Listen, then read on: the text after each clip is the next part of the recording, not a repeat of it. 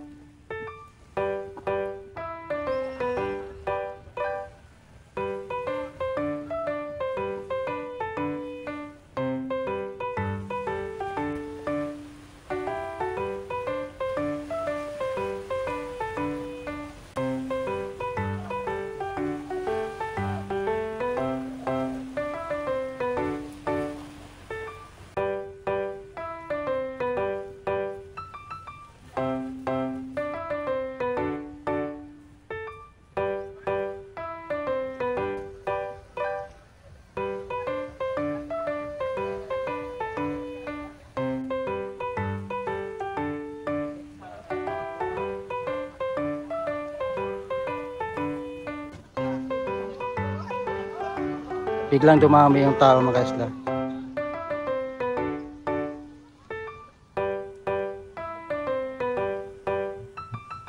Depende pa mamaya mga kaisla, wala pang.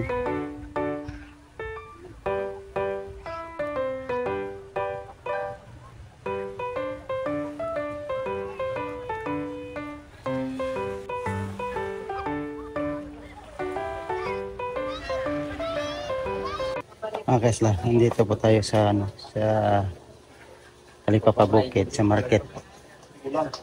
Update po tayo sa mga presyo ng mga pagbilihan ng mga poset, crab, shrimp. Ito mga kaisla.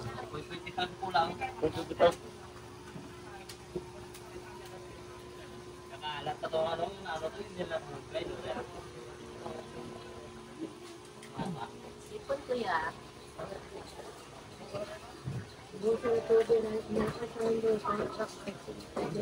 Dito po kasi yung kaisla sa wet market dito po sa Talipapa Bukid.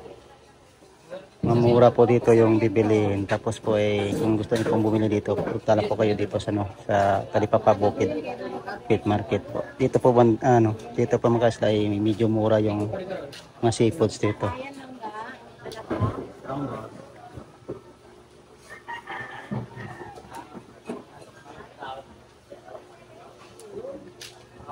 Salot na ito.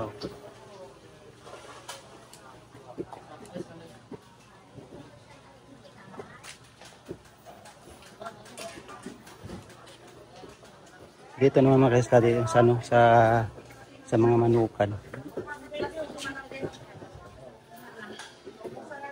Yan.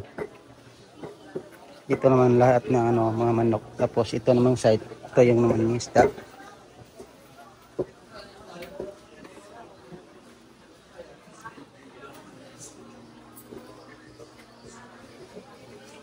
Dalawa na sir. Dalawa na to. Ito yung parrot fish, 200. Sword fish, 250.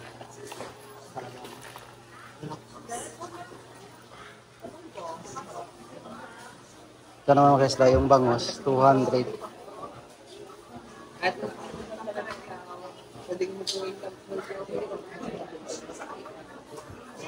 Dami yun. So yung kilo dito mga kaisla, yung tuna. Biting rin. Yung kilo rin. No, may naglaha ka na. Iwan mo ng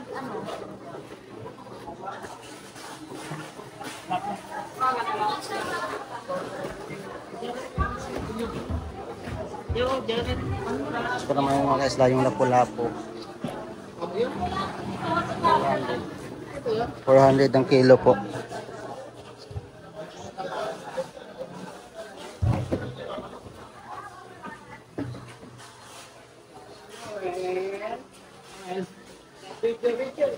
Mga daw.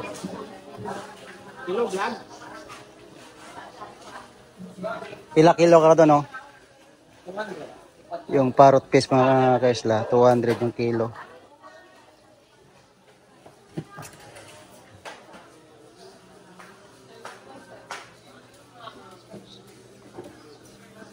Igasan naman mga kaisla, 200.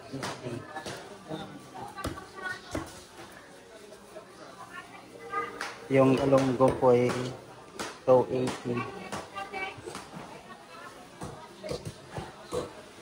Laki yung galunggong. So yan mga kaisla. Update po tayo dito sa Talipapa Market po, sa Talipapa Bukid. So mga kaisla, galunggong po yung pinili natin. Kasi po ito yung sariwa. Yung galunggong dito mga kaisla, ito yung 1 kilo. So kalahati lang muna tayo.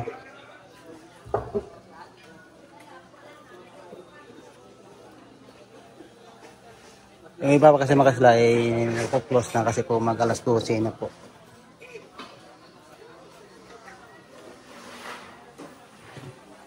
So yung pusit naman mga kaisla ay 580 yung 1 kilo.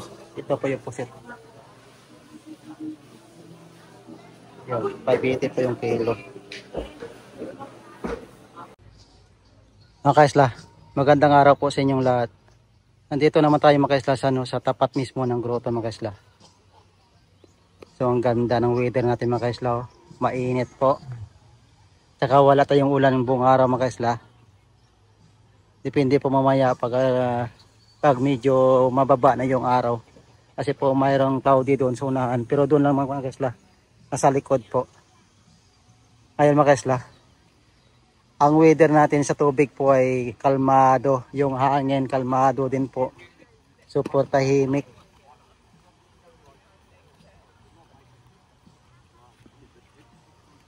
So ganito po yung gusto ng ating mga turistang foreigner po. Tinami mga kaisla. Yung mga turista natin naglalakad.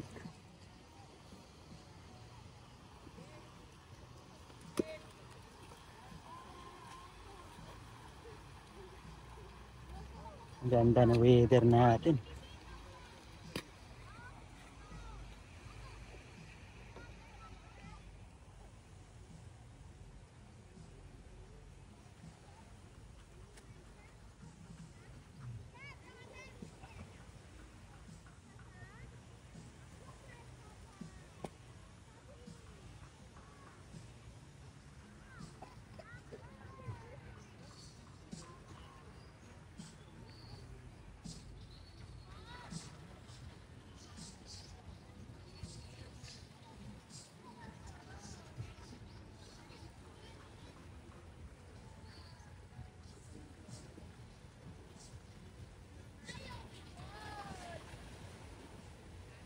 Tingnan mo Keslaw, ang ganda ng ng sa field natin na buhangin ang lapad oh.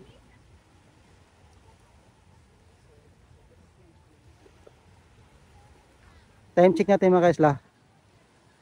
Ngayon po ay 3 o'clock in the afternoon po. Ganito po yung yung situation ng Boracay pag once na medyo mainit po ay wala halos na tao na ating turista na lumalabas kasi po medyo mainit pa mga kaisla. Pero sa mga puti natin mga kaisla, so wala yan sa kanila. Talagang yun po ang gusto nila.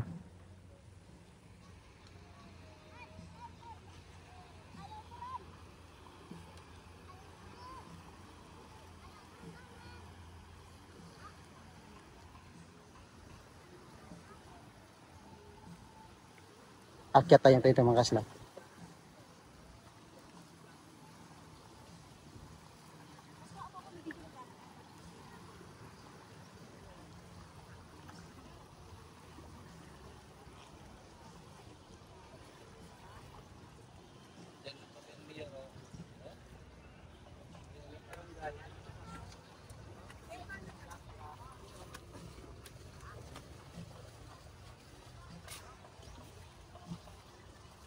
Ngayon mga kasla, wala pa halos na turista natin na pumupunta dito. Yun po ay 3 o'clock pa lang.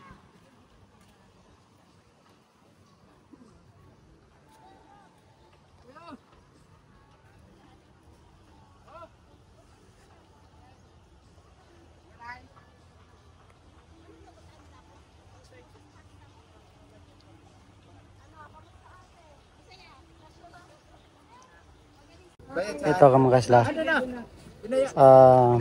May mga turista na bagong akyat lang.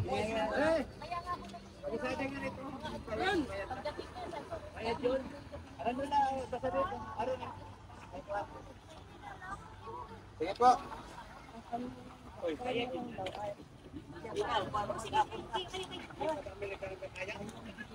Dito na lang siya.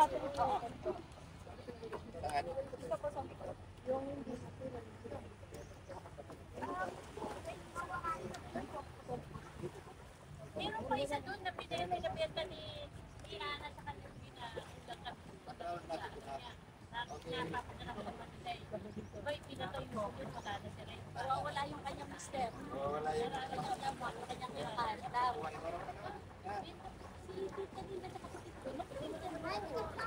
Okay. Galit ka. Tingin ka. Wag mo tingin sa akin. Hindi, bibenta ko lang na parang lang siya. Pero paano ko? No, wala pa mga rito rank about po.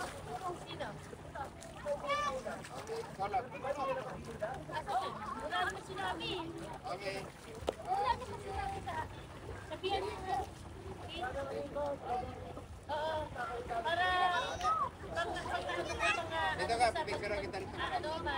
Ganyan. Magkaalam ako. Tapos nagagad ako doon. Ari tayo banda. Nene. Papahukay ko muna yung anin na ka. Diyan, bit muna tayo. Dito muna. Para ma-postihan ko ng ano, bakal. Sabi niya, papakalan ko muna. Okay. Tapos konti ang pataas na yun, pwede na eh. One, two. Ano ang kanta? Sayo tayo di ba rin? Si Jomari. Hi, pre. Pero nagre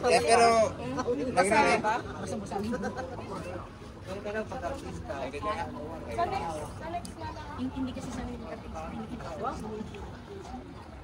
Yung hairstylist, ayusin ko. Inaayos nga ng ano, Ano natakot ko sa bilog? biga. Tapos sakit ako ng baka na naman. Ay, going back.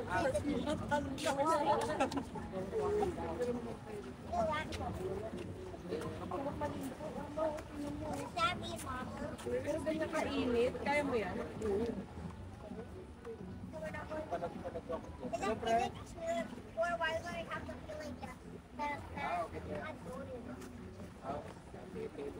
Ari na nag-tour pa ko kung lang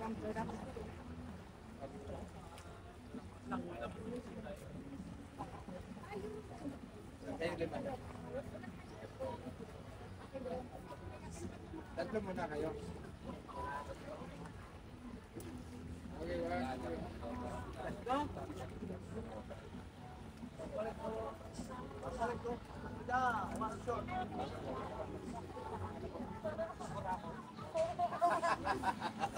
Ang galing ka. Lifetime apat. Ayaw bumaba.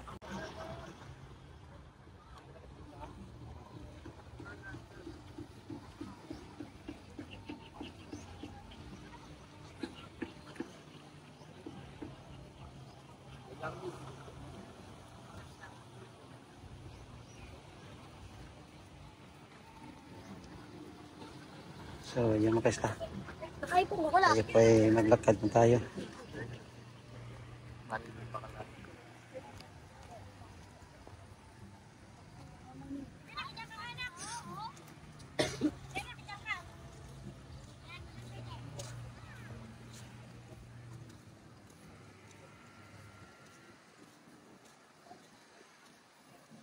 May kayak na kayo, madam?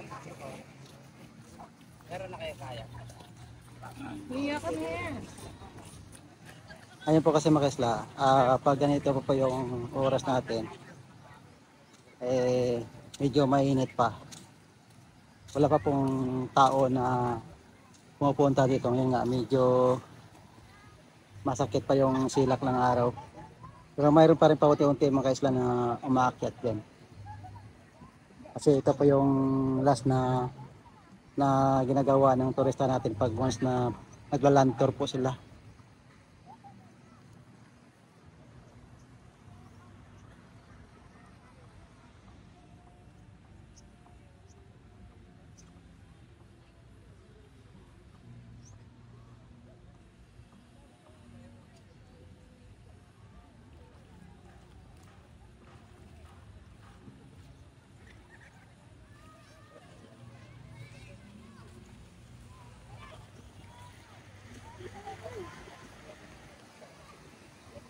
Ayun po mga kaisla, maglakad po tayo papuntang Dimol po kung saan po tayo aabot sa paglalakad po. Tingnan nyo naman mga kaisla, oh. Ubod ng ganda ng buhangin natin, tubig, kalmado po. So maganda po magligo mga kaisla.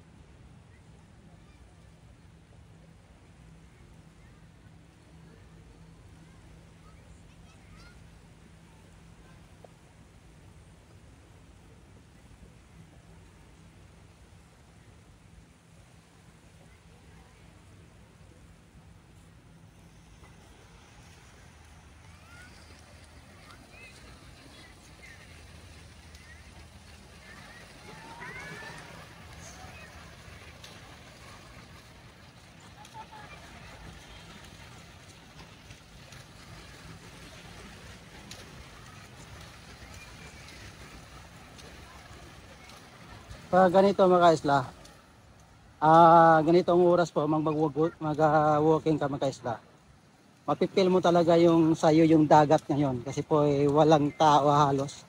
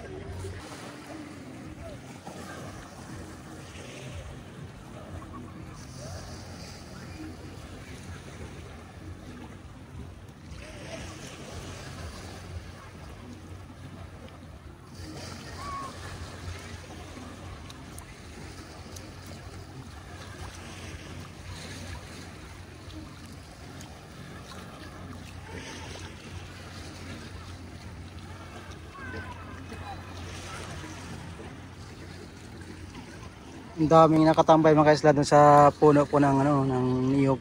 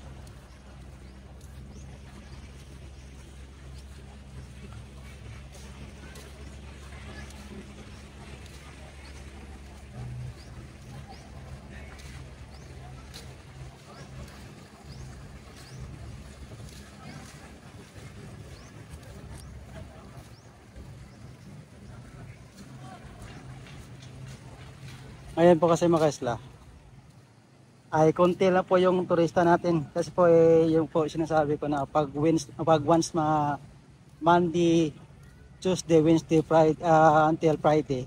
So mahina pa yung ano yung turista natin. Yung darating lang yung mga kaisla ng turista natin pag weekend po, halimbawa ay Friday ng hapon na o alas 5, yun yung datingan ng mga turista natin. So hanggang Sunday po. Pag Monday naman mga kaisla, yun po, uuwihan naman. So konti naman ng ano, yung turista natin dito sa isla ng Boracay. Depende na po pag once ng summer na, yun po medyo marami na yung turista natin. Baka December po, baka marami na po.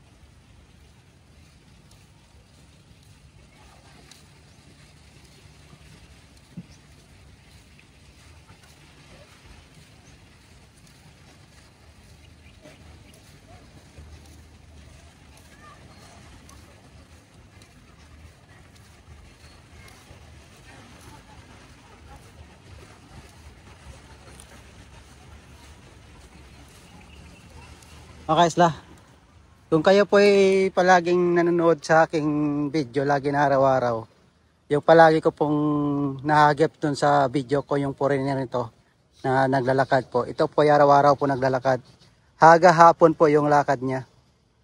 Matagal na yan mga kaisla kasi po ay long stay siya dito sa isla ng Boracay. Baka abot siya ng 2 buwan o 3 buwan kasi po ay ito po ay isang buwan na ata yung nakikita na araw-araw na naglalakad dito.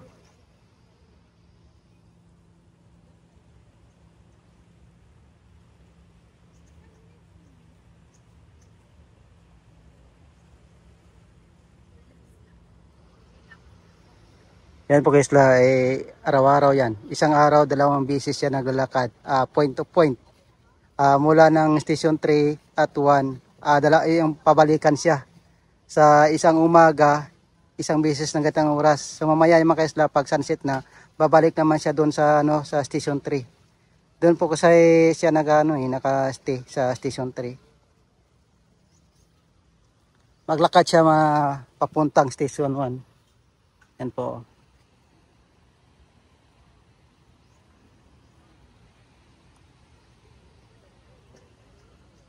Kasi po dito mga kaisla, mayroon din po dito na hotel na kung gusto mo po mag-stay dito ng 1 taon, mayroon po dito na mga semi-condo siya na apartment po na pwede ka magrenta dito kung ilang taon yung gusto nyo.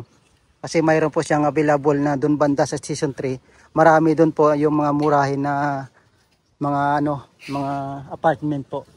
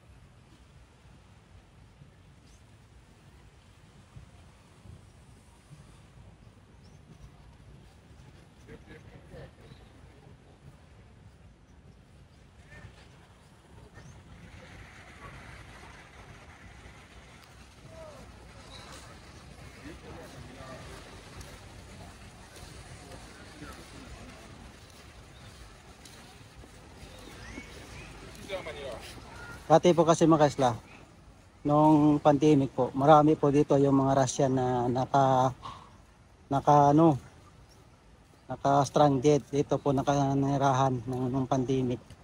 Abot ng 2 taon ata yung nandito sila nakastay.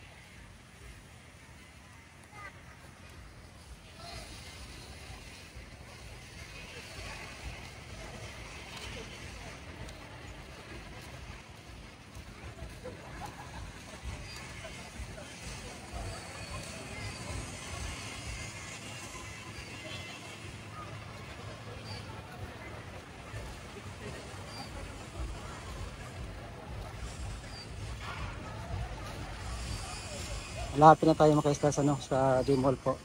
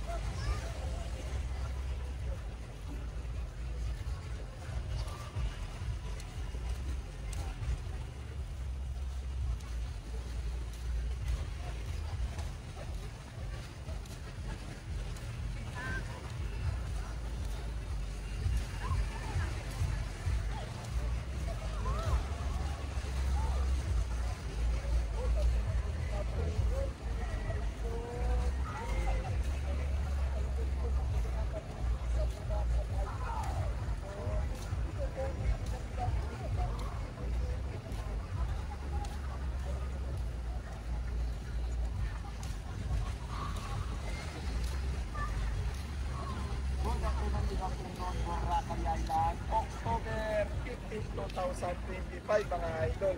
Ito po ang ganap ngayon dito sa Boracay Island mga idol.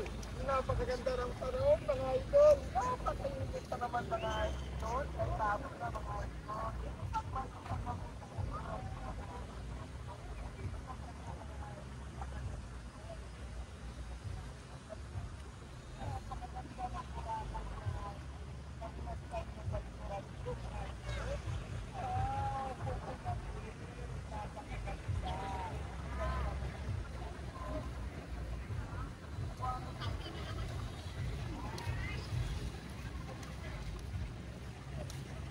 Nandito na po tayo makaisla sa, ano, sa D-Mall.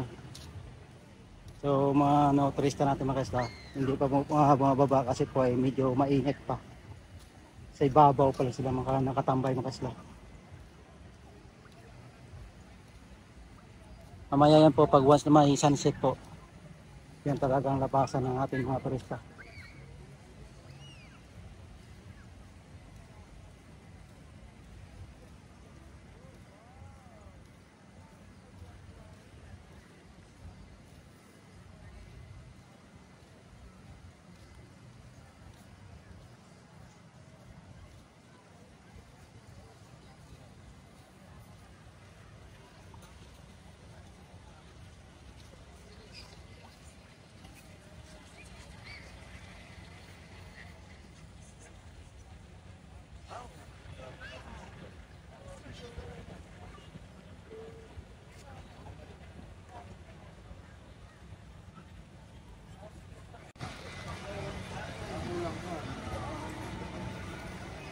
So mga kasla, tingnan nyo mga kasla. Kinuha na po yung windbreaker dito sa D-Mall. Kasi po ay tapos na yung mga bagat.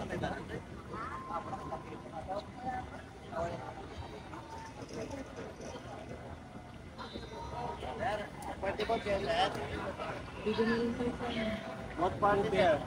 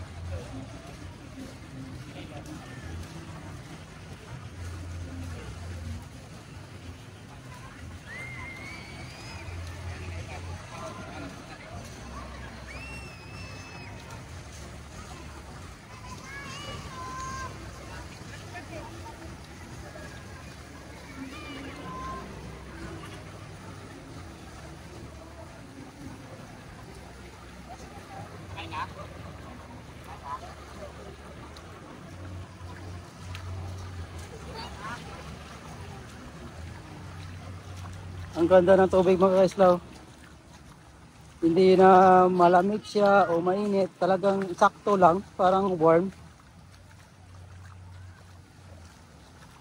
Kasi mga kaisla, dito pa tumaligo ka sa, sa isla ng Boracay.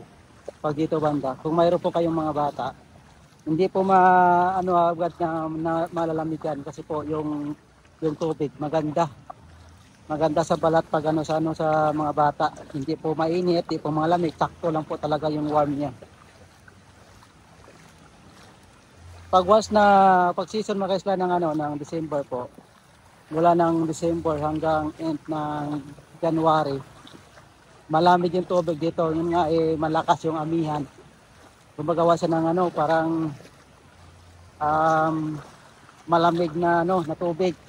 Halimbawa kung may silak ng ganito, pag naligo ka, malamig.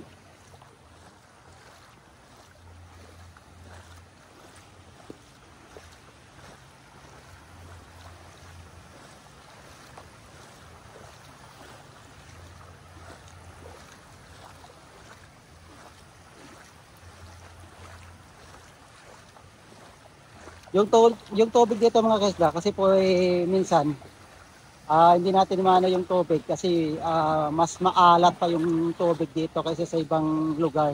Kasi po pag once sa mainland banda yung yung area ng tubig na alat, medyo matabang siya kasi po may mga ilog doon na medyo malapit. Kaya nahaluan na siya ng tubig tabang. Pag dito po sa isla kasi po wala ang ilog dito na nakadaloy dito papuntang White Beach, saka sa likod wala po tayong ilog na malaking ilog na pumupunta dito sa dagat.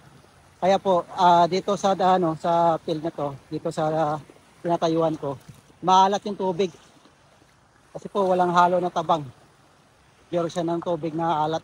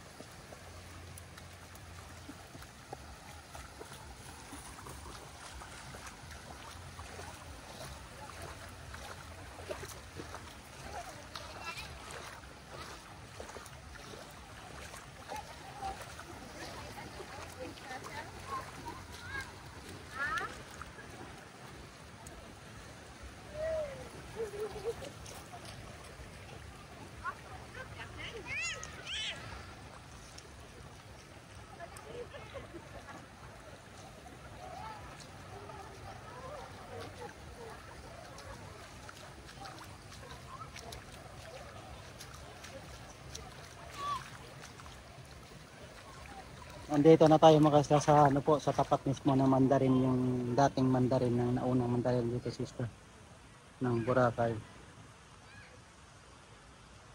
Ito po yung Mandarin Spa. Yung sa kabila po kasi yung Mandarin Bay. Yun yung malaki po.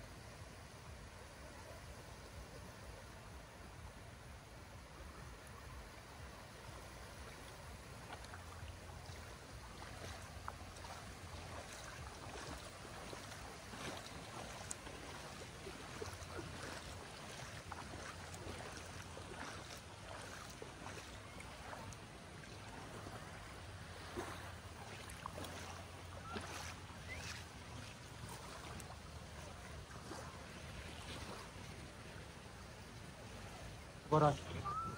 Abo, ina.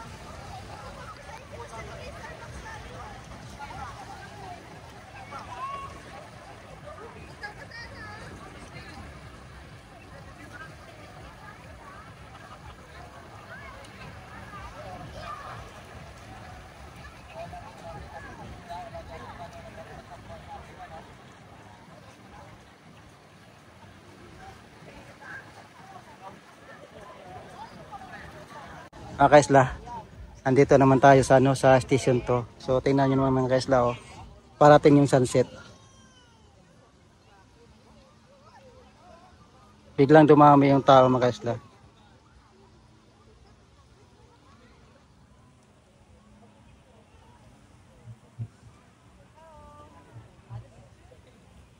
Yan mga kaisla.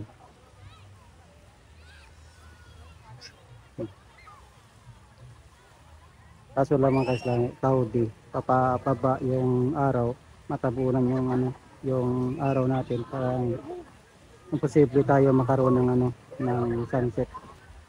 Depende pa mamaya mga kaisla, wala pang.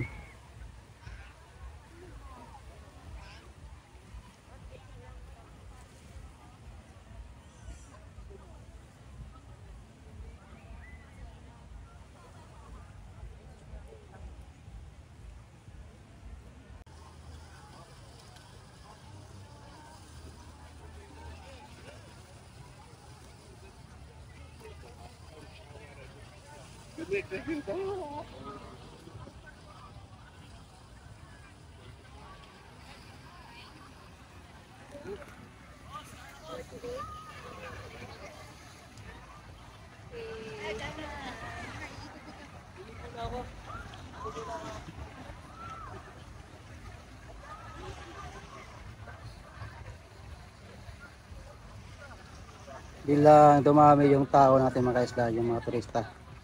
na lumabas yun nga eh, nag-aabang na kung ano yung kagandahan ng sunset.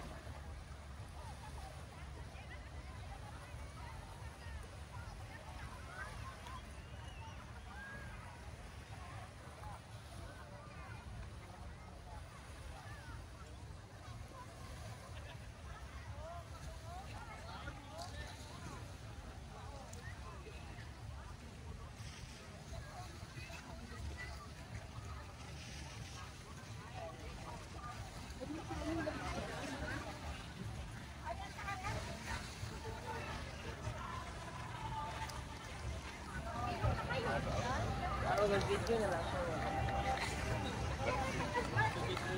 me see what you got, bro. Hurry. So good.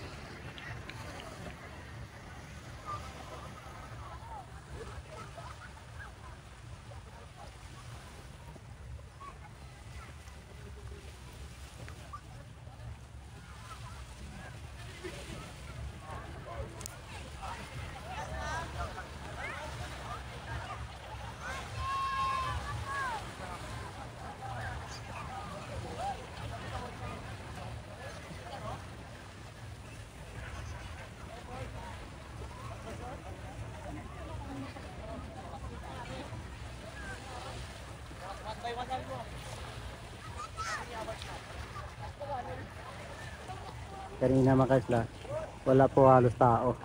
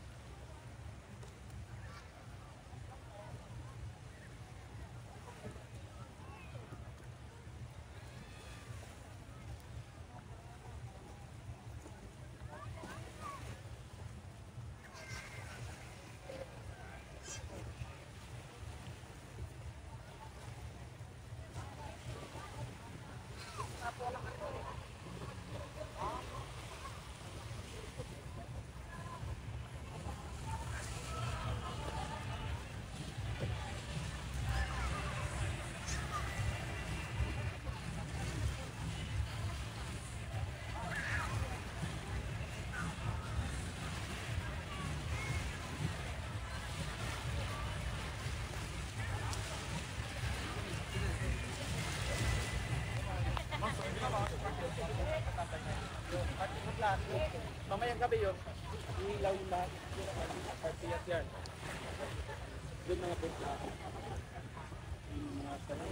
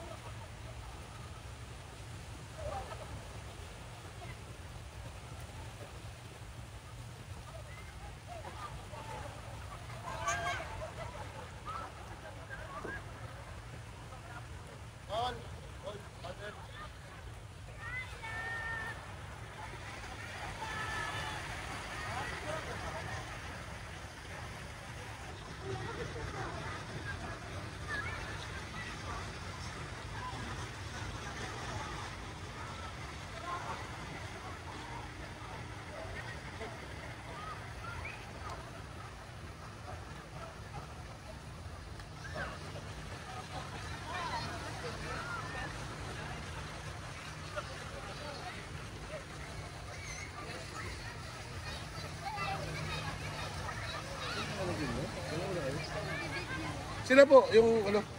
Picture, picture na yun.